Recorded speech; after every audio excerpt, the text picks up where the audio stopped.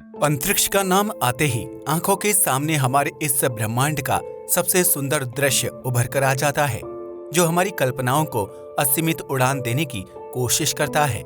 यह एक ऐसी जगह है जहां हवा बिल्कुल भी नहीं है, यानी पूरी तरह से निर्वात यानी कि वैक्यूम है। यहां जाने के लिए आपको एक स्पेस सूट की आवश्यकता होती है, क्योंकि बिना स्पेस सूट के आप इस जगह पर सरवाइव नहीं कर सकते। यहाँ पर हवा की अनुपस्थिति के कारण वायु दाब बिल्कुल ही जीरो होता है, जो आपके शरीर के चिथड़े उड़ा सकता है। यानी ये कहा जा सकता है कि अंतरिक्ष हमें जितना ज्यादा सुंदर दिखाई देता है, उससे कई गुना ये खतरनाक है, जो हमारी जान ले सकता है। आज तक आपने बहुत से फैक्ट्स इस अंतरिक्ष की दुनिया के बारे में सुने होंगे, और उन्हीं फैक्ट्स में से एक फैक्ट ये बताया जाता है कि आप अंतरिक्ष में चीख नहीं सकते, क्योंकि कोई भी आपकी चीख सुन नहीं सकता। आपने भी इस फैक्ट को पूरी तरह से सही मान लिया होगा। कुछ लोगों ने इस पर सवाल भी खड़े किए होंगे और पूछा होगा कि अंतरिक्ष में चीखने पर चीख सुनाई क्यों नहीं देती। तब इसका जवाब आपको ये मिला होगा कि अंतरिक्ष पूरी तरह से निर्वात है, और जहाँ पर हवा की अनुपस्थिति होती है वहाँ साउंड वेव्स ट्रैवल नहीं कर सकती। देखा जाए तो ये दोनों ही बातें सच हैं, लेकिन ऐसा क्यों होता है? क्या आपने कभी इस बारे में सवाल किया है? क्या आपने इस बारे में भी कभी सवाल पूछा है कि हमारे ये अंतरिक्ष वास्तव में शांत है या नहीं? इन सवाल का जवाब ढूंढने की कोशिश आज हम इस वीडियो में करेंगे, और इन सभी के पीछे छिपे वैज्ञानिक कारणों को भी समझने की कोशिश करेंगे। यदि आपसे पूछा जाए कि अंतरिक्ष के बारे में आप क्या जानते हैं, या फिर ये कहें कि आप अंतरिक्ष कहते किसे हैं, इस सवाल का जवाब आप हमें नीचे दिए गए कमेंट सेक्शन में भी दे सकते हैं। जब अंतरिक्ष की शुरुआती सीमा की बात की जाती है तो बहुत से लोग इस बात को लेकर कंफ्यूज हो जाते हैं कि अंतरिक्ष की शुरुआत किस पॉइंट से होती है। लेकिन ये कोई कंफ्यूजन करने वाला सवाल नहीं है, क्योंकि इसका सीधा सा जवाब है कि पृथ्वी के वायुमंडल की आखिरी सीमा अंतरिक्ष की शुरुआती सीमा है।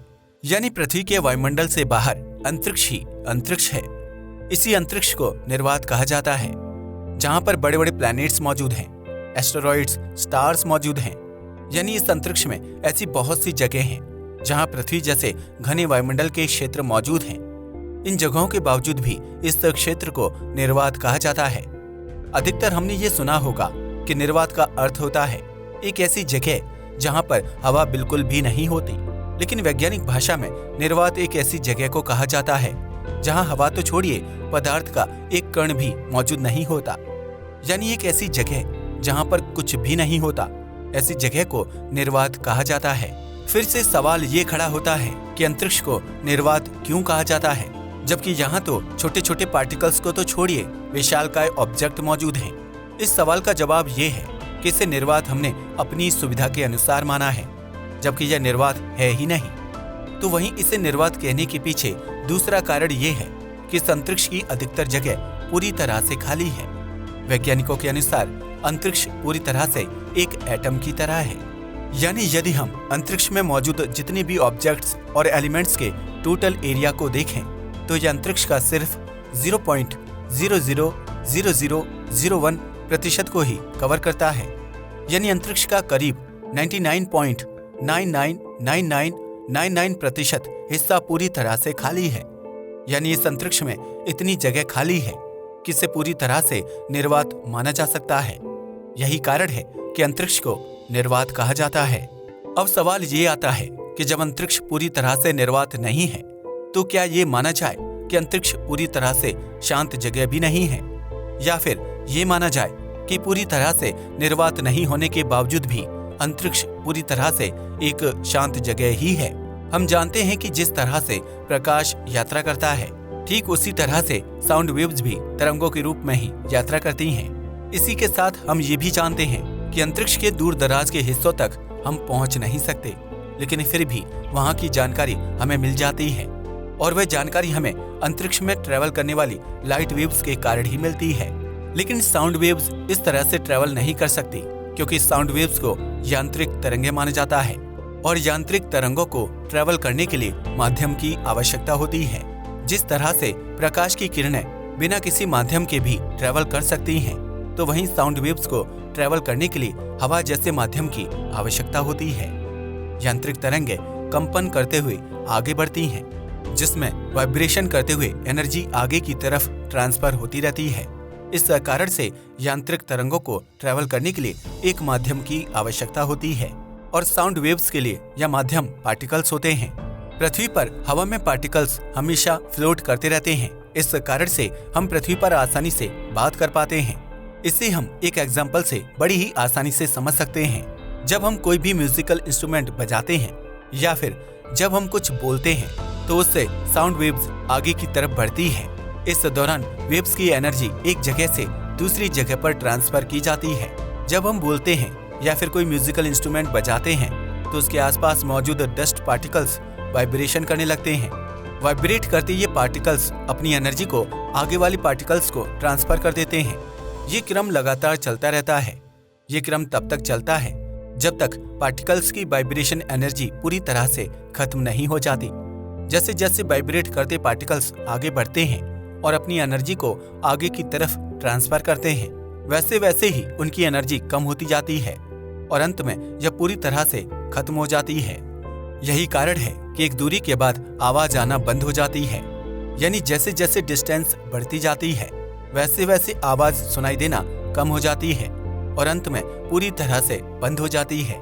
इसलिए ये कहा जा सकता है कि साउंड वेव्स को आगे बढ़ने के लिए पानी के कण, हवा में मौजूद कण, ठोस लिक्विड माध्यम की आवश्यकता होती है। यही कारण है कि अंतरिक्ष में चिल्लाने पर आवाज सुनाई नहीं देती, क्योंकि वहाँ साउंड वेव्स के कारण वाइब्रेट करने वाली पार्टिकल्स मौजूद ही नहीं हैं। लेकिन अब शायद आपको ये लगने लगा होगा कि अंतरिक्ष पूरी तरह से एक शांत जगह है, लेकिन हम ये भी जानते हैं कि अंतरिक्ष पूरी तरह से निर्वात नहीं है, क्योंकि यहाँ पर बहुत बड़ी संख्या में सेलेस्टियल बॉडीज की मौजूदगी है। यही कारण है कि अंतरिक्ष पूरी तरह से मौन नहीं है और इसी कारण से अंतरिक्ष में कुछ जगह ऐसी भी मौजूद हैं जो अंतरिक्ष की शांति को पूरी तरह से भंग कर देती हैं। यानी अंतरिक्ष में कुछ जगह ऐसी भी मौजूद है जहाँ पर आवाज सुनी जा सकती है। यदि आप गिटार बजा रहे हैं तो उसकी आवाज को सुना जा सकता है। दो दोस्त आपस में बतिया सकते हैं। लेकिन अब आप कंफ्यूज हो गए होंगे, क्योंकि अभी तो मैं बोल रहा था कि अंतरिक्ष में बात कर पाना संभव नहीं है, क्योंकि साउंड वेव्स को ट्रैवल करने के लिए यहाँ मीडियम मौजूद नहीं है। लेकिन अभी मैं ही बोल रहा हूँ कि अंतरिक्ष में कुछ जगह ऐसी भी मौजूद हैं जहाँ पर आराम से बात की जा सकती है। हाँ, आप जरूर परेशान हो गए होंगे, लेकिन आपको परेशान होने की जरूरत नहीं है, क्योंकि मैं अब इसका जवाब आपको देने वाला हूँ। हम जानते हैं कि इस ब्रह्मांड में आज भी तारों का निर्माण होता रहता है, तो वहीं बहुत से तारे खत्म भी होते रहते हैं। जब किसी तारे का निर्माण होता है तो उसके लिए गैस और डस्ट पार्टिकल्स की आवश्यकता होती है। तो वहीं दूसरी तरफ जब कोई तारा खत्म होता है तो उसके विस्फोट से चारों तरफ धूल और गैस फैल जाती है और इसके कारण प्लैनेटरी नेबुला का जन्म होता है। गैस और डस्ट का बड़ा भंडार गैलेक्सी होती है, जहाँ पर तारों का निर्माण होता रहता है। इसी कारण गैलेक्सी को तारों को जन्म देने वाली फैक्ट्री भी कहा जाता है। इसलिए ये कहा जा सकता है कि पूरे ब्रह्मांड में धूल और गैस के विशालकाय बादल बड़ी संख्या में पाए जा सकते हैं। इसी के साथ तारों को जन्म देने के लिए अंतरिक्ष में ग्रेविटी फोर्स बड़ी स्तर पर काम करती है और इसी कारण से ये माना जा सकता है कि ब्रह्मांड में फैले गैस और धूल के इन बादलों में ग्रेविटी फोर्स के कारण काफी सघनता आ गई होगी। इसी कारण से ये कहा जा सकता है कि ऐसी जगहों पर साउंड वेव्स को पैदा करने के लिए पर्याप्त मात्रा में पार्टिकल्स मौजूद होंगे और ये पार्टिकल्स छोटी छोटी डिस्टेंस तक ट्रैवल भी कर सकते होंगे। इसी तरह से ये भी कहा जा सकता है कि अंतरिक्ष में शायद ऐसी बहुत सी जगह मौजूद होंगी जहाँ पर डस्ट पार्टिकल्स मौजूद हों और वे छोटी छोटी डिस्टेंस तक ट्रैवल करने में सक्षम भी हों। जहाँ पर ऐसे गैस और डस्ट पार्टिकल्स पाए जाते हैं वहाँ पर उन्हें वाइब्रेशन एनर्जी देकर बड़ी ही आसानी से साउंड को पैदा किया जा सकता है। इसी के साथ अंतरिक्ष में कुछ जगह ऐसी भी हैं जहाँ पर आज भी साउंड प्रोड्यूस हो रहा है, लेकिन उस जगह पर पैदा होने वाली ध्वनि को सुनने की कैपेसिटी हमारे पास मौजूद नहीं है, क्योंकि हमारे कान 20 हर्ट्ज से लेकर करीब 20,000 हर्ट्ज तक की फ्रीक्वेंसी तक की ही साउंड को सुन सकते हैं, जबकि इस जगह पर पैदा होने वाली साउंड इस फ्रीक्वेंसी से पूरी तरह से अलग है और इसी कारण से हम इस आवाज को सुन नहीं सकते। हो सकता है कि आपकी उत्सुकता इस बात के लिए बढ़ गई हो कि वह कौन सी जगह है, तो आपकी जानकारी के लिए बता दें कि वह जगह अंतरिक्ष की सबसे खतरनाक जगह है, जहाँ की ग्रेविटी इतनी ज्यादा है कि इससे लाइट भी बचकर नहीं जा सकती और इसी कारण से ये अंतरिक्ष की सबसे गहरी काली जगह है। जी हाँ, हम ब्लैक होल की ही बात कर रहे हैं। इस तरह के साउंड वेव्स को साइंटिफिक इंस्ट्रूमेंट की हेल्प से बड़ी ही आसानी से सुना जा सकता है। इस तरह की साउंड वेव्स को पहली बार साल 2003 में रिकॉर्ड किया गया था। साल 2003 में 250 मिलियन लाइट ईयर दूर पर्सियस गैलेक्सी से आने वाली साउंड वेव्स को लूनर एक्सरे ऑब्जर्वेटरी के द्वारा डिटेक्ट किया गया था। इस साउंड वेव्स को बी फ्लैट से मेजर किया गया था। इसकी फ्रीक्वेंसी बिलियंस टाइम कम थी और यह फ्रीक्वेंसी इतनी ज्यादा कम है कि हम इसे सुन भी नहीं सकते।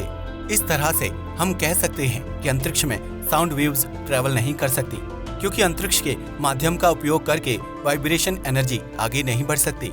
तो वहीं दूसरी तरफ ये भी नहीं कहा जा सकता कि अंतरिक्ष पूरी तरह से शांत है, क्योंकि अंतरिक्ष में कुछ जगह ऐसी भी मौजूद हैं जहां हमेशा साउंड प्रोड्यूस होता रहता है और जहां बड़ी ही आसानी से बात भी की जा सकती है। लेकिन इसी के साथ ये भी कहा जा सकता है कि अंतरिक्ष हमारी कल्पना से भी काफी ज्यादा शांत है।